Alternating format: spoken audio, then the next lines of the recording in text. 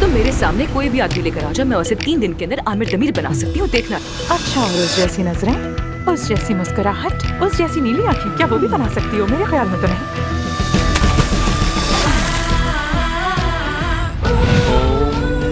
यासिर, यासिर, तुमने आमिर को देखा है क्या? वो कहाँ पर है? ये देखना क्या होता है? दिल की आंख से देखा या अपनी साथी आंख से देखा?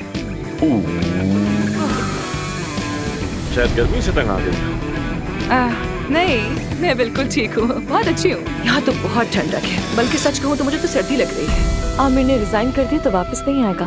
तो मैदान अफसून के लिए छोड़ दें, मैं ऐसा कभी नहीं होने दूंगी।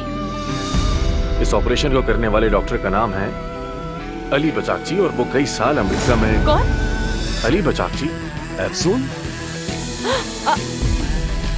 अली, अली। क्या आप एक दूसरे को जानते हैं? कहीं मैंने खलल तो नहीं डाला? नहीं नहीं, मैं तो नहीं जानती इन्हें। मैंने कैसे जानूंगी? बिल्कुल नहीं जानती।